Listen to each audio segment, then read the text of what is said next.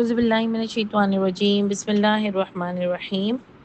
جی، ہم نے پیچھے پڑھا، اللہ تعالیٰ نے بنی اسرائیل کی بات کی، اس میں توریت والوں کی بات ہوئی، اور پھر مسیح عیسیٰ ابن مریم کی بات ہوئی، اس پر بھی اللہ تعالیٰ نے پوری ڈسکشن کی، بہت ہی سمجھ کی ڈسکشن تھی وہاں پر۔ اس پہ سب اللہ تعالیٰ نے ایک دم چیزیں کلیئر کر دیں سب کے لیے، کہ عیسیٰ علیہ السلام خود بھی کیا لوگوں کو بتا کے گئے تھے کہ ربی و ربکم، میرا رب بھی ہیں اور تمہارے رب بھی ہیں، اور سب چیزیں ان لوگوں نے لوگوں کو بلکہ شرک سے بتایا کہ شرک والے جو لوگ ہیں وہ جنت ان پر حرام کر دی جائے گی۔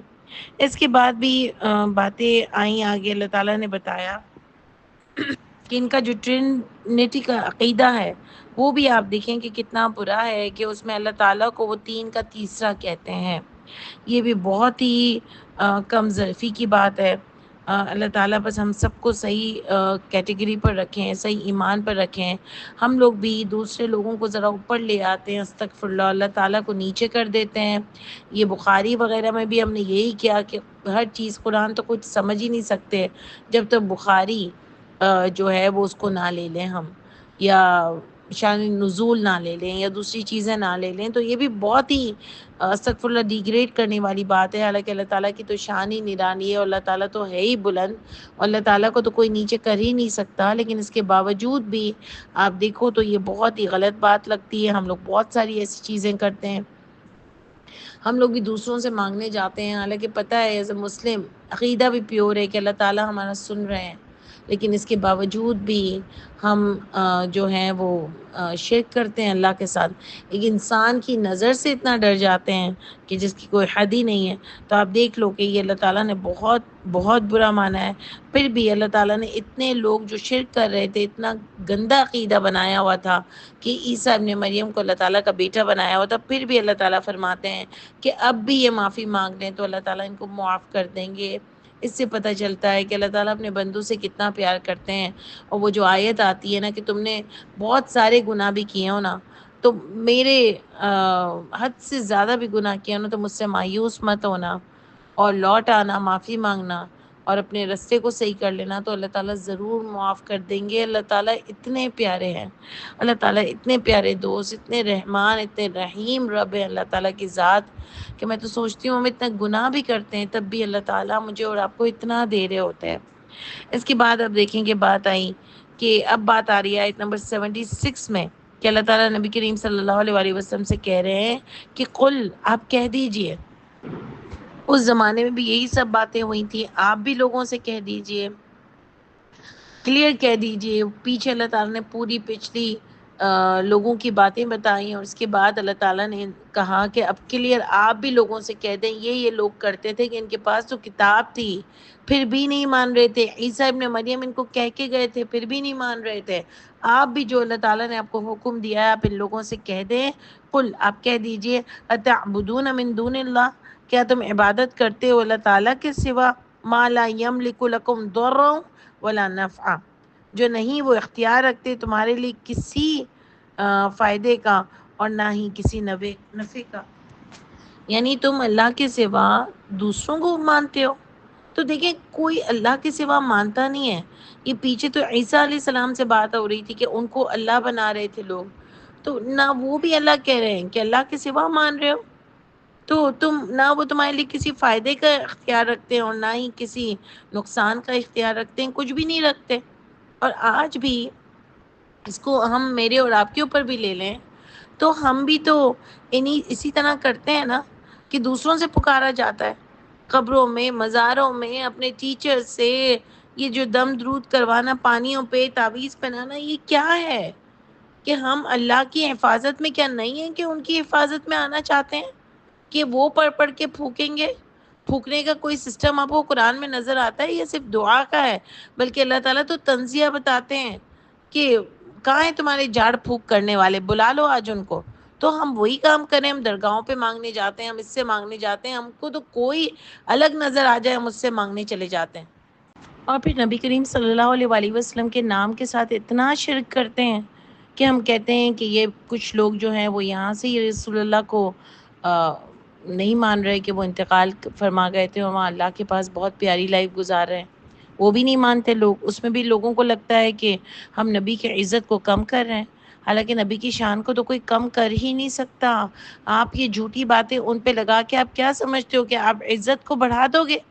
بلکہ آپ ان کی تعلیمات کو اپنے پیٹھ کے پیچھے ڈال رہے ہو، جو وہ سکھا کے گئے، جو وہ محنت کر کے گئے، جو وہ کتاب دے کے گئے، ہم اس سے روگردانی کر رہے ہیں۔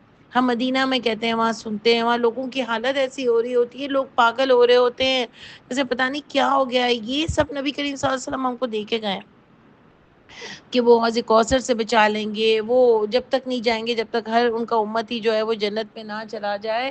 تو نبی کریم صلی اللہ علیہ وسلم ایسے کام نہیں کریں گے، وہ اللہ کے حکم کے بغیر کوئی چیز نہیں کرتے، اور وہ سچائی کے ساتھ کھڑے ہوئے ہیں، ہمیشہ سے تھے اور ہمیشہ رہیں گے۔ نہ وہ ہمیں کوئی تکلیف دے سکتے ہیں اس وقت، اور نہ ہی کوئی نفع دے سکتے ہیں، یہ وہی ہم کو تعلیم دے کے گئے ہیں۔ اور آپ دیکھ لیں کہ یہ حدیث ہے کہ قل سے بات آ رہی ہے، قل، نبی ہم کو قرآن دے کے گئی ہے، نبی کی بات ہے، نبی کے منہ سے اللہ نے کہلوائی کہ کیا تم عبادت کرتے ہو اللہ کے سوا جو نہیں اختیار رکھتے تمہارے لیے کسی نفع کا اور کسی نقصان کا؟ یعنی اللہ کے سوا کوئی بھی ہو اس کے اندر، واللہ، اور اللہ، هو السمیع العلیم، اور وہی اللہ سننے والے اور جاننے والے ہیں۔ نہ دوسرا جس کو تم اللہ کے سوا بڑا مانتے ہو، نہ وہ سن سکتے ہیں اور نہ وہ جان سکتے ہیں، پھر بھی تم ان سے مانگنے جاتے ہو۔ تم اتنا بڑا شرک کرتے ہو، اور آج کا مسلمان جتنا شرک کر رہا ہے نا، اللہ کی پناہ، کہ ہم دوسروں کو کیا بولیں، کہ ہمیں اپنے آپ کو غرق کر لیا ہے۔ پھر آپ دیکھیں گے کیا آ رہا ہے، قل، آپ کہہ دیجئے، یا اہل الکتاب، اے اہل کتاب، لا تغلو فی دینکم غیر الحق، نہیں تم غلو کرو تمہارے دین میں بغیر حق کے۔ کیا مطلب غلو؟ یہ جو پیچھے اگر آپ لے لیں گے عیسیٰ علیہ السلام، جو غلو ان کی قوم کر رہی تھی کہ عیسیٰ کو اللہ کا بیٹا بنا دیا، یہ غلو ان کی ماں کو بنا دیا اللہ، ٹرینیٹی کا عقیدہ رکھا، یہ سب غلو ہے۔ اب جو کرسچنز ہیں وہ شادیاں نہیں کرتے ہیں، وہ غلو ہے، اللہ تعالیٰ نے نہیں اس بات کو کہا، وہ غلو کرتے ہیں۔ اور ہم کیا غلو کرتے ہیں؟ ہم بہت سارے غلو کرتے ہیں کہ ہم تو قرآن سے آگے ہی نکل گئے ہیں۔ یعنی ہم غلو یہ کرتے ہیں کہ جو قرآن میں چیزیں نہیں دی ہوئی ہیں ان کو دوسری کتابوں سے دین کا حصہ بنا دیا، اپنی مرضی سے دوسری کتابیں چھاپ دی۔ کیا یہ غلو نہیں ہے؟ کیا یہ غلو نہیں ہے کہ نبی کریم صلی اللہ علیہ وسلم کو یا سے پکارنا اور یہ کہنا کہ نہیں ان کو کوئی موت نہیں آئی ہے، وہ آج بھی ہمارا سن رہے ہیں اور آج بھی دیکھ رہے ہیں؟ کیا یہ غلو نہیں ہے کہ مدینہ میں وہ کہتے ہیں کہ وہاں وہ سن رہے ہیں؟ کیا یہ غلو نہیں ہے؟ کیا یہ غلو نہیں ہے کہ ہم کہیں گے نبی کریم صلی اللہ علیہ وسلم اپنے تمام امتیوں کو بچا لیں گے؟ یہ سب غلو نہیں ہے کیا؟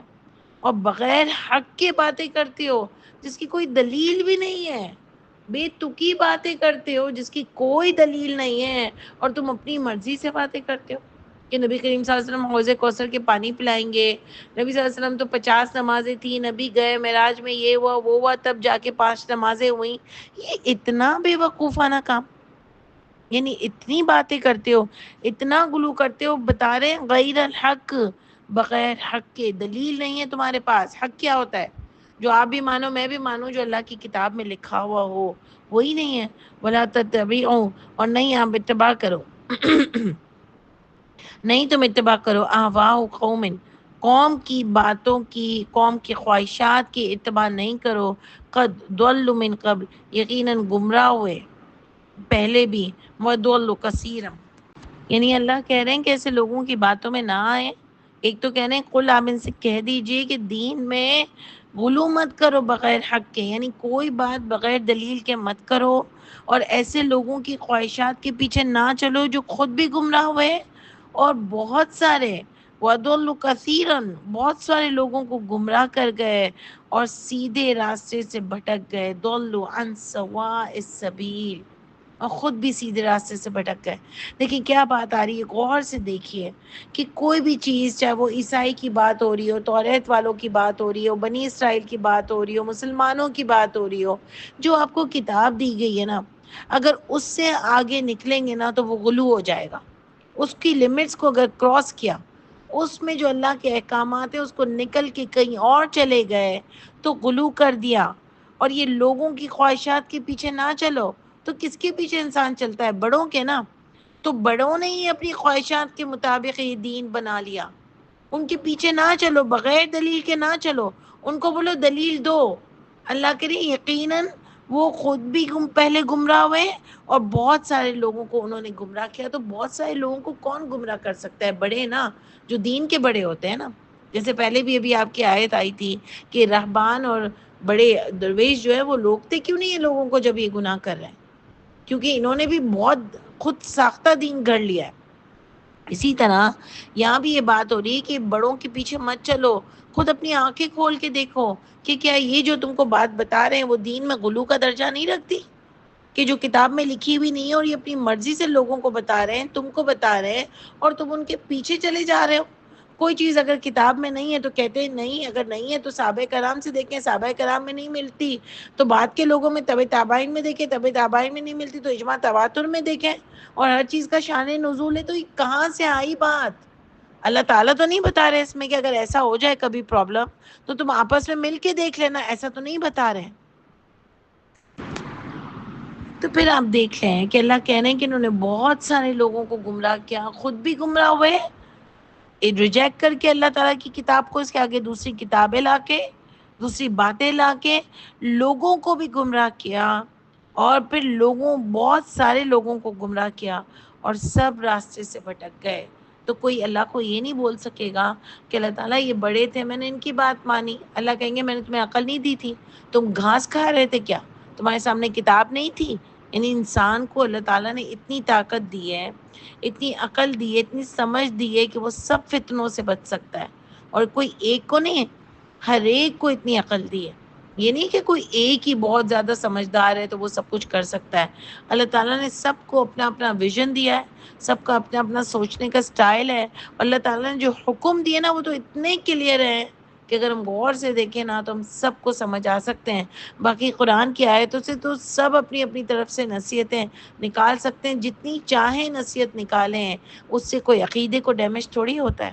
اپنا دماغ چلاؤ، پڑھو، خوب پڑھتے رہیں قرآن کو. اللہ تعالیٰ بس ہم کو بہترین سمجھ دیں. پھر آپ دیکھیں آیت نمبر 78 میں ہے لعن الذین کفروا، لعنت کی اللہ تعالیٰ نے ان لوگوں پر جنہوں نے کفر کیا، من بنی اسرائیل، بنی اسرائیل میں سے، علی لسانی داؤد، داؤد علیہ السلام کی زبان سے، وعیسی ابن مریم، اور عیسیٰ علیہ السلام بن مریم کی بھی زبان سے ان پر لعنت کی. یعنی لعنت کیا ہوتا ہے؟ اللہ کی رحمت سے دور.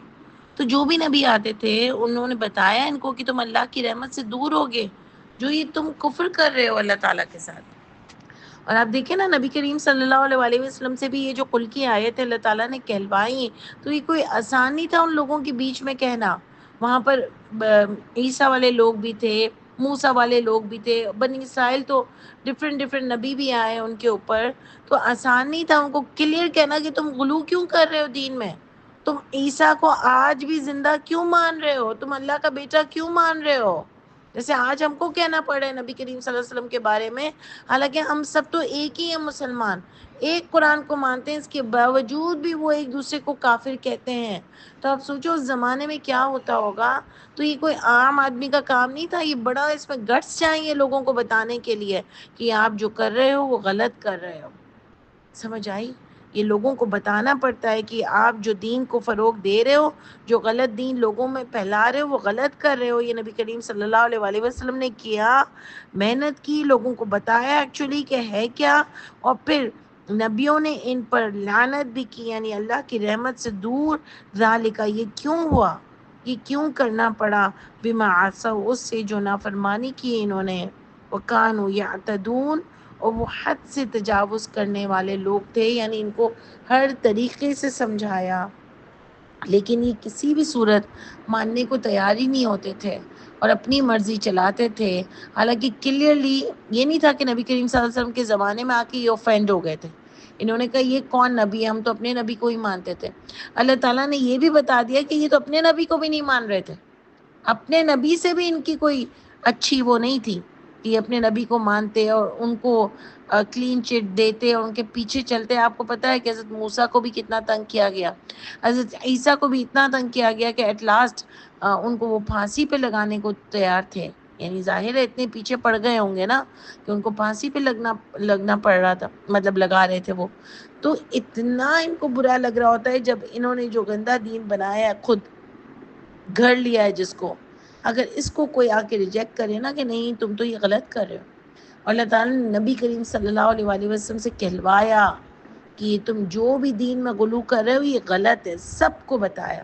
اب سوچو کتنی بڑی بات تھی۔ اور پھر یہ بھی اللہ نے اطلاس بتا دیا، یہ آیتیں بھی ان کے سامنے پڑھی ہوں گی کہ سب نے ان کے اوپر لعنت کی ہے کہ اللہ کی رحمت سے دور ہوں گے ان کی حرکتوں کی وجہ سے۔